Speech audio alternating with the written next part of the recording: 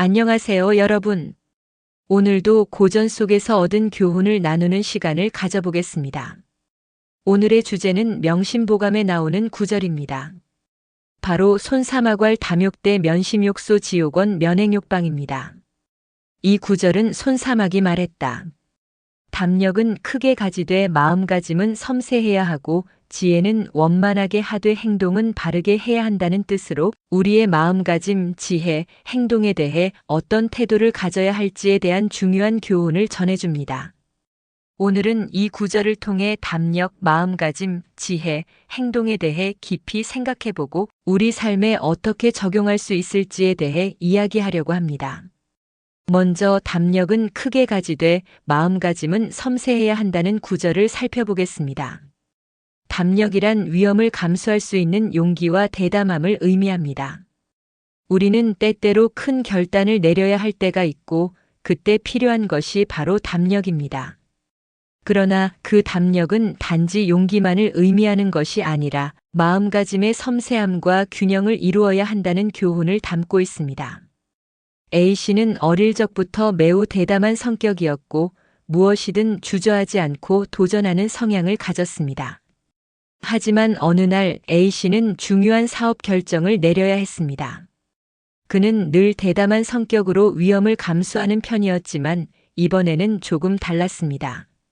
사업이 커지면서 A씨는 그동안의 대담함만으로는 모든 일을 처리할 수 없다는 것을 깨달았습니다. 그는 사업을 계속 확장할 수 있는 기회를 잡으면서도 중요한 결정을 내리기 전에 마음속으로 수차례 생각을 거듭하며 심사숙고했습니다. A씨는 과거에 자신이 단순히 대담하게 행동했다면 이번에는 더 신중하게 생각하고 섬세한 마음가짐으로 결단을 내렸습니다. 그렇게 해서 A씨는 성공적인 결정을 내릴 수 있었고 결국 그의 사업은 더욱 성장할 수 있었습니다. 이 예시에서 볼 수 있듯이 담력은 중요하지만 그 담력만으로는 충분하지 않습니다. 우리는 결단을 내릴 때 그 뒤에 따르는 심사숙고와 섬세한 마음가짐이 동반되어야 한다는 것을 배울 수 있습니다. 다음으로 지혜는 원만하게 하되 행동은 바르게 해야 한다는 구절을 살펴봅시다. 지혜는 원만하게 한다는 말은 지혜가 단순히 이론에만 머물지 않고 실제로 그 지혜를 다양한 상황에서 적용할 수 있어야 한다는 의미입니다. 그러나 지혜만큼 중요한 것은 바로 행동입니다. 지혜를 바르게 행동으로 실천하지 않으면 그 지혜가 아무 소용이 없다는 점을 이 구절은 강조합니다. B씨는 평소 사람들과 잘 지내는 것을 중요시했습니다. 그는 항상 똑똑하고 기민한 판단을 내리며 남들에게 지혜로운 조언을 해주곤 했습니다. 하지만 한 번은 B씨가 중요한 결정을 내릴 때 그 지혜를 실천하지 않고 너무 많은 이론을 따지며 행동을 미루는 실수를 했습니다. 그로 인해 그는 중요한 기회를 놓쳤습니다.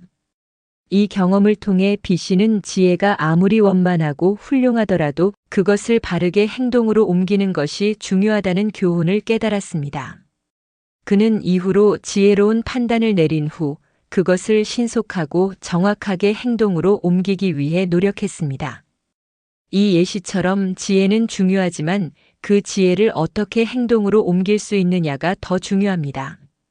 우리는 생각하는 것에 그치지 않고 그것을 행동으로 실천해야 비로소 그 지혜가 의미를 가지게 됩니다. 이제 담력과 지혜의 관계에 대해 생각해 봅시다. 이 두 가지는 대개 대조적인 것처럼 보일 수 있지만 실제로는 서로 보완적인 역할을 합니다. 담력은 용기와 결단을 내리는 데 필요한 힘을 주고 지혜는 그 결단이 올바른 방향으로 이루어지도록 돕습니다. C씨는 한번 자신의 회사에서 큰 결정을 내려야 하는 상황에 놓였을 때 그 결정을 내리기까지 많은 고민과 결단을 요했습니다.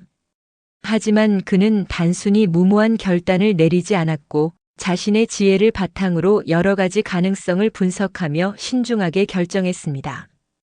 결국 C씨는 그 결단 덕분에 회사가 크게 성장할 수 있었고 그의 용기와 지혜가 결합되어 성공을 이끌어냈습니다. 이 이야기처럼 담력과 지혜는 함께 작용할 때 가장 큰 효과를 발휘합니다. 단지 용기만 있으면 안 되고 지혜도 함께 있어야 한다는 교훈을 주는 이야기입니다. 우리는 담력과 지혜를 동시에 키우는 방법에 대해 고민해 봅시다. 이 두 가지를 발전시키기 위해서는 우선 자신의 한계를 인정하고 끊임없이 노력하는 태도가 필요합니다.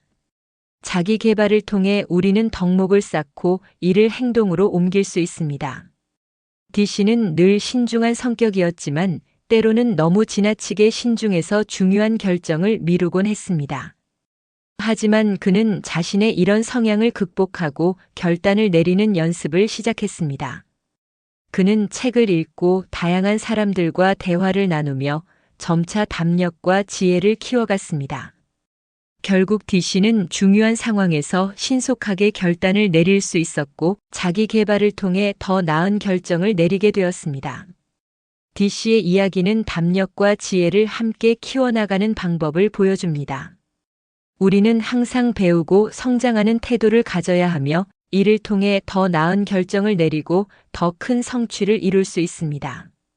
오늘 손사마괄 담욕대 면심욕소 지옥원 면행욕방의 구절을 통해 우리는 담력, 지혜, 겸손의 균형을 맞추는 것이 얼마나 중요한지를 배웠습니다. 자기 위치에서 최선을 다하고 과도한 욕심을 버리며 그 안에서 행복을 찾는 삶을 살아가세요. 여러분도 오늘부터는 담력과 지혜를 함께 키워나가며 그 속에서 균형 잡힌 삶을 살아가세요. 그렇게 하면 여러분은 더 큰 성취와 행복을 느낄 수 있을 것입니다. 오늘도 고전 속에서 얻은 교훈을 여러분과 나누었습니다. 이 교훈이 여러분의 삶에 도움이 되기를 바랍니다. 좋아요와 구독 버튼도 잊지 마시고 담력과 지혜를 실천하며 살아가는 삶을 살아가세요. 그럼 다음 영상에서 만나요.